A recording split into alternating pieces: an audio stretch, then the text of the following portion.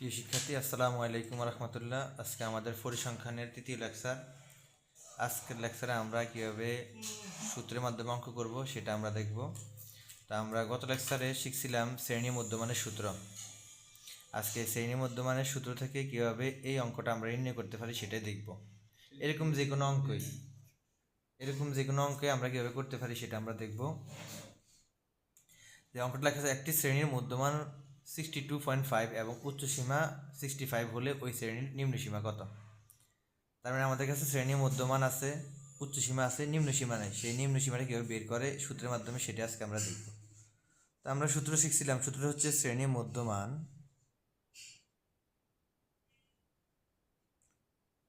মধ্যমান equal নিম্নসীমা যোগ উচ্চসীমা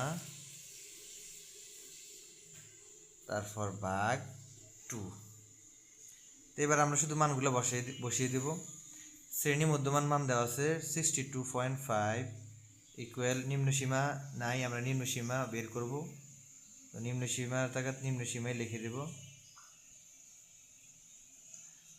plus উচ্চসীমা হচ্ছে এদিকে 65, নিচে হচ্ছে ভাগ 2। সূত্রের 2, নিম্নসীমা প্লাস উচ্চসীমার মান দেওয়া আছে 65 আর নিচে 2 এর জায়গায় 2 লিখলাম। আমার এই ভিডিওগুলো বিশেষ করে মাদ্রাসা শিক্ষার্থীদের জন্য, যারা একেবারেই গণিতে ইংলিশে অনেক বেশি দুর্বল, তাদের জন্য। আশা করি তারা ধাপ বাই ধাপ ভিডিওগুলো দেখলে, লেকচারগুলো দেখলে তারা কোনো জায়গায় ফাইভেট না পড়েও সহজেই বুঝতে পারবে। ভিডিওগুলো অতি সহজ এবং সাবলীল ভাষায় এবং অতি সহজে করা হয়েছে। আশা করি শুধু ভিডিওগুলো মনোযোগ দিয়ে দেখলে সে অঙ্কেতে তার যে সমস্যা, যে দুর্বলতা, সেগুলো সে কাটিয়ে উঠতে পারবে ইনশাআল্লাহ। তো এবার আমরা আর গুণন করব। আচ্ছা, এই সংখ্যাটা আছে উপরে, নিচে আছে 1। কোনো সংখ্যা বলে দেয়, কোনো সংখ্যা যদি একা থাকে সেই সংখ্যাটা উপরে থাকে, তাহলে আমি লিখলাম 2, এই 2 উপরে আছে। যদি লিখতাম 1/2, তার মানে এই 2টা নিচে আছে। যেহেতু 2 একা আছে তার মানে এই সংখ্যাটা উপরে আছে, তার মানে এই সংখ্যাটা 62.5 এটা উপরে আছে, এটার নিচে কিছু নাই, মানে 1 আছে। এবার আমরা আর গুণন করব। এখানে নিম্নসীমা প্লাস 65 এটা চলে আসবে এদিকে, আর গুণন করলে আমরা লিখি নিম্নসীমা, আর গুণন করতেছি এবার, প্লাস 65 ইকুয়াল এই 62.5 গুণ হচ্ছে 2, মানে এই কোনাকুনি গুণ, উপরের সংখ্যার সাথে নিচের সংখ্যা গুণ। তাহলে 62.5 উপরে যা আছে, যেহেতু 2 আছে হচ্ছে নিচে, তো কোনাকুনি গুণ করলে 62.5 গুণ 2 করলে আসে হচ্ছে 125।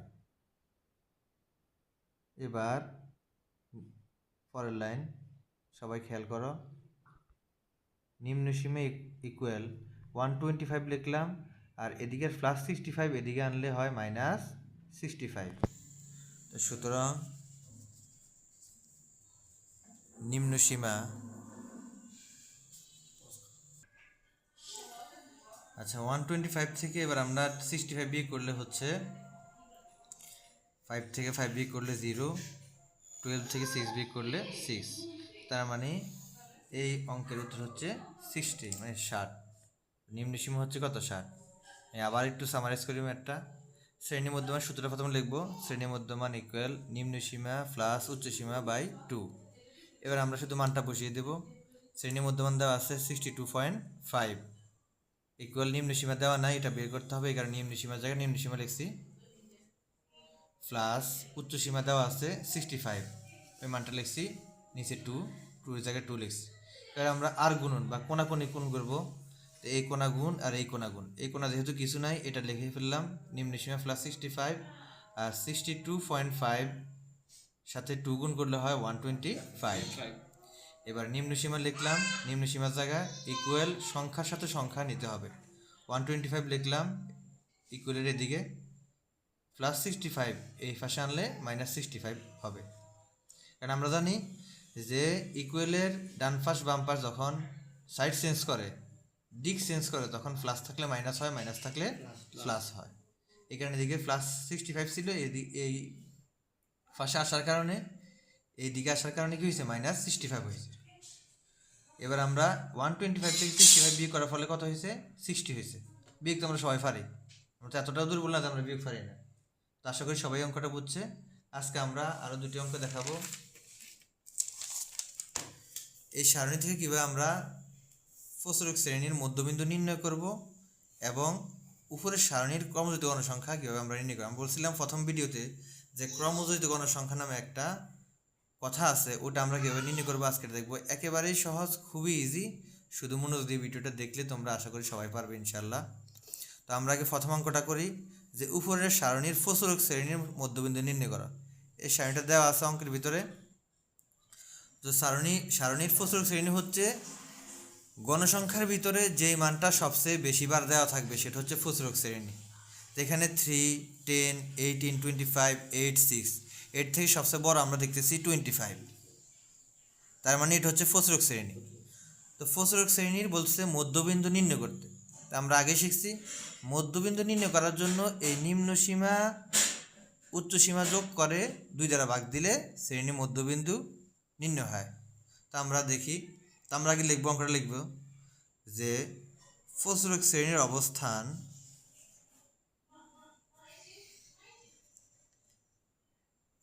প্রচুরক শ্রেণীর অবস্থান 48 থেকে 53 এর মধ্যে। আগে কথাটা লিখে নিব। এবার মধ্যবিন্দু বাহির করব আমরা। তো মধ্যবিন্দুর সূত্র আমরা আগে শিখছি, আর সূত্র না শিখলেও এটা একেবারেই ইজি। নিম্ন সীমা যোগ উচ্চ সীমা, তো সূত্র লিখলাম না। নিম্ন সীমা হচ্ছে 48 প্লাস উচ্চ সীমা হচ্ছে 53/2। তো 48 আর 53 যোগ করলে হয় 8, আর 3 যোগ করলে হয় 11, মানে 1, হাতে আছে 1, 4, 5, 9, 9 একে 10, 101, নিচে হচ্ছে 2। তো 101কে 2 ভাগ করলে বা 2 দ্বারা ডিভাইড করলে হয় 50.5। এটি হচ্ছে আমাদের এই ম্যাথের অ্যান্সার, উত্তর। আশা করি সবাই বুঝতে পারছো, একেবারে ইজি। শুধুমাত্র নিম্ন সীমা উচ্চ সীমাকে যোগ দিয়ে 2 দ্বারা ভাগ করলেই উত্তর বের হবে। এবার আমরা পরের অঙ্কটা দেখব। তারপরে যদি কেউ বুঝতে কষ্ট হয় অবশ্যই কমেন্ট করে জানাবে, যে জায়গায় বুঝতে সমস্যা হয়েছে আমি অবশ্যই ইনশাল্লাহ বুঝিয়ে দেবো। এবার আমরা দ্বিতীয় ম্যাথটা দেখব, যে উপরে এই সারণী থেকে আমরা কীভাবে ক্রমযুক্ত গণসংখ্যা সারণী তৈরি করব। তো আমরা লম্বালম্বিভাবে গড় করব, 1টা 2টা 3টা 4টা 5টা 6টা 7টা। তো এখানে রো 7টা রো হবে, 1 2 3 4 5 6 7, আর কলাম হবে 3টি, 1টি কলাম 2টি কলাম, আর বাড়তি একটি কলাম হচ্ছে ক্রমযুক্ত গণসংখ্যার কলাম। এই হচ্ছে প্রথম কলাম। লম্বালম্বি যেগুলো এগুলো বলে কলাম, আর যেগুলা আর এগুলোকে বলা হয় ইংরেজিতে রো। তো 3টি কলাম হয়ে গেছে অলরেডি আমাদের। তো প্রথম যে কলাম, এই কলামের নাম হচ্ছে শ্রেণী ব্যক্তি, এটা অঙ্কে দেওয়া আছে শ্রেণী। তারপর হচ্ছে গণসংখ্যা, আর বাড়তি যে কলামটা আমরা করলাম সেটা হচ্ছে আমাদের যেটা চাওয়া হয়েছে ম্যাথের ভিতরে, যে ক্রমযোজিত গণসংখ্যা সারণী। এটা হচ্ছে কি ক্রমযোজিত গণসংখ্যা, ক্রমযোজিত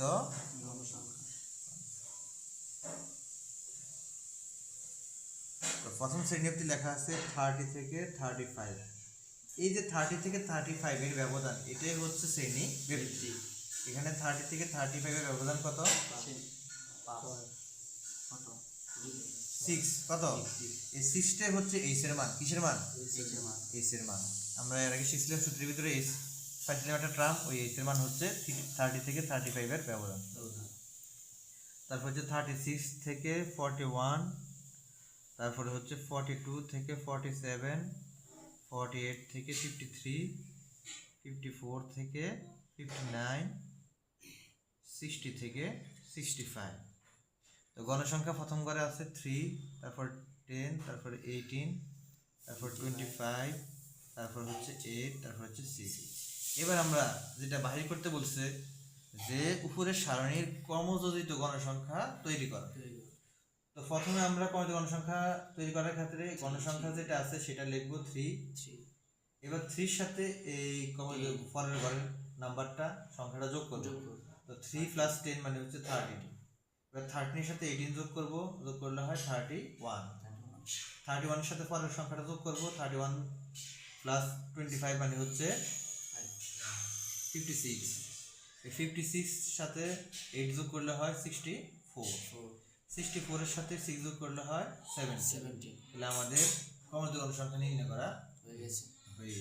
আশা করি সবাই বুঝতে পারছে যে কিভাবে আমরা ক্রমযোজিত গণসংখ্যা বাহির করি। আবার একটু আমি বলি, প্রথম গণসংখ্যা যেটা আছে 3, এই 3 ঘর 3 লিখলাম প্রথম ঘরে, তারপরে ক্রমযোজিত গণসংখ্যাটা নির্ণয় করার ক্ষেত্রে আমরা পরের ঘরের সাথে যোগ করব। যোগ করলে পরেরটা বের হবে। যেমন 3 10 + 3 + 10 মানে 13, 13 + 18 প্লাস হচ্ছে 31, 31 + 25 56, 56 + 8 দ্যাট মিন্স 64, 64 + 6 মানে হচ্ছে 70।